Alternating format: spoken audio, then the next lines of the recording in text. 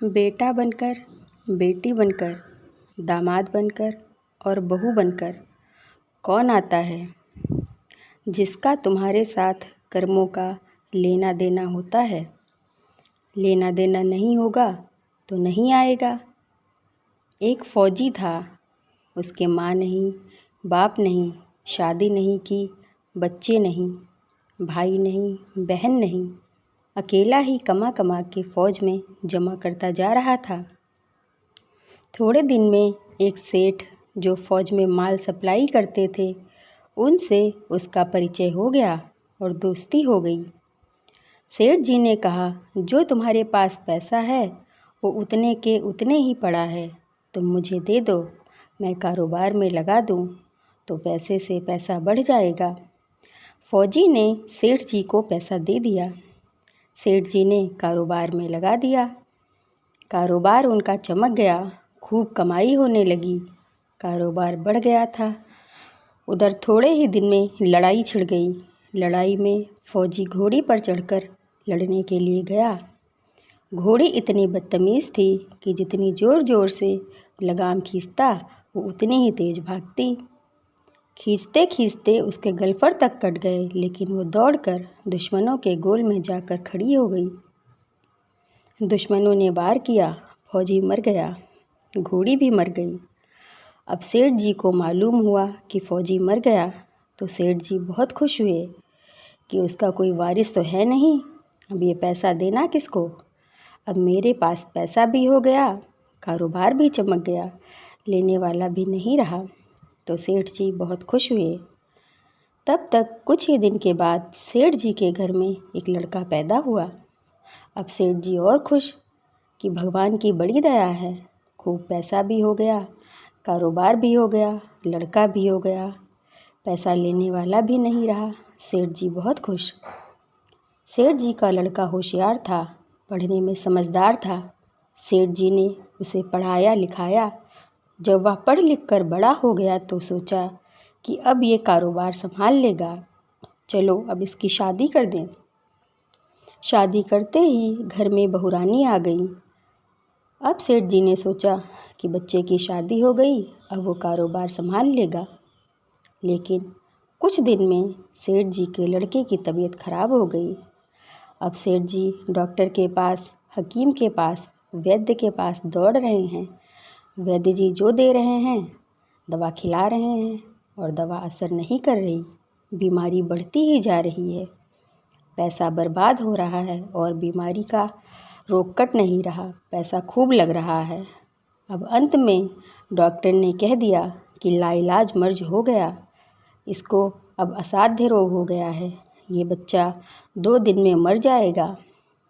डॉक्टरों के जवाब देने पर सेठ जी निराश होकर बच्चे को लेकर रोते हुए घर आ रहे थे। रास्ते में एक आदमी मिला, कहा, अरे सेठ जी क्या हुआ, बहुत दुखी लग रहे हो। सेठ जी ने कहा, ये बच्चा जवान था, हमने सोचा बुढ़ापे में मदद करेगा, अब ये बीमार हो गया, इसकी शादी होते ही हमने इसके लिए खूब पैसा लगा दिया, जिसने जितना मांगा उतना दिया, लेकिन आज डॉक्टरों ने जवाब दे दिया अब ये बचेगा नहीं, इसे असाध्य रोग हो गया है, लाइलाज मर्ज है। डॉक्टरों ने कहा अब इसे घर ले जाओ, 2 दिन में मर जाएगा। आदमी ने कहा, अरे सेठ जी तुम क्यों दिल छोड़ रहे हो, मेरे पड़ोस में वैद्य जी दवा देते हैं, 2 आने की पुड़िया खाकर मुर्दा भी उठकर खड़ा हो जाता है, जल्दी से तुम वैद्य जी की दवा ले आओ। सेठ जी दौड़ कर गए, 2 आने की पुड़िया ले आए और पैसा दे दिया। पुड़िया लाए, लड़के को खिलाया, लड़का पुड़िया खाते ही मर गया। लड़का मर गया। अब सेठ जी रो रहे हैं, सेठानी भी रो रही हैं, घर में बहुरानी और पूरा गांव भी रो रहा है। गांव में शोर मच गया कि सेठ की कमर जवानी में टूट गई, सब लोग रो रहे हैं। तब तक एक महात्मा जी आ गए, उन्होंने कहा, भाई क्यों रोना धोना। लोग बोले, इस सेठ का एक ही जवान लड़का था, वो भी मर गया, इसीलिए सब लोग रो रहे हैं, सब दुखी हो रहे हैं।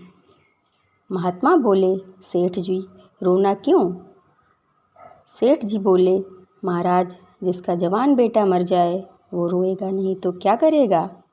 महात्मा जी ने कहा, तो आपको क्यों रोना? सेठ जी बोले, मेरा बेटा मरा तो और किसको रोना है? महात्मा जी बोले, और उस दिन तो आप बड़े खुश थे। सेठ जी ने कहा, किस दिन? महात्मा जी बोले, फौजी ने जिस दिन पैसा दिया था। सेठ जी ने कहा, हाँ, कारोबार के लिए पैसा मिला था तो खुशी तो थी। महात्मा जी फिर बोले, और उस दिन तो आपकी खुशी का ठिकाना ही नहीं था। सेठ जी ने पूछा, किस दिन? महात्मा जी ने कहा, अरे जिस दिन फौजी मर गया। तुमने सोचा कि अब तो पैसा भी देना नहीं पड़ेगा, माल बहुत हो गया, कारोबार खूब चमक गया, अब देना भी नहीं पड़ेगा। बहुत खुश थे ना? सेठ जी ने कहा, हाँ महाराज, खुश तो था। महात्मा जी फिर बोले, और उस दिन तो आपकी खुशी का ठिकाना ही न था, पता नहीं कितनी मिठाइयाँ बट गईं। सेठ जी ने पूछा, किस दिन?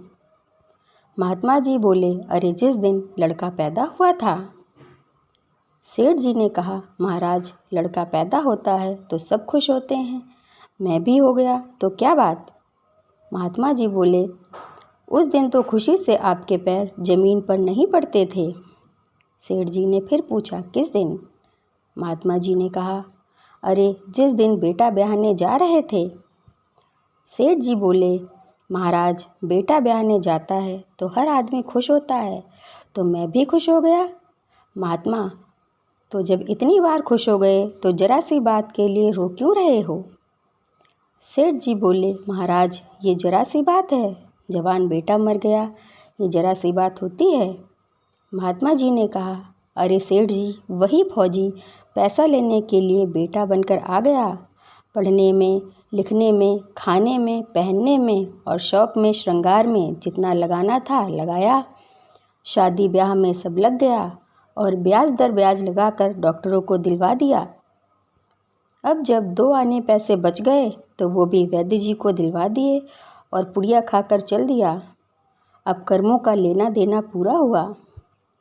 सेठ जी ने पूछा, हमारे साथ तो कर्मों का लेन देन था, चलो हमारे साथ जो हुआ सो हुआ, लेकिन जो जवान बहू रानी घर में रो रही है, जवानी में उसको धोखा देकर विधवा बनाकर चला गया, उसका क्या जुर्म था? उसके साथ ऐसा गुनाह क्यों किया?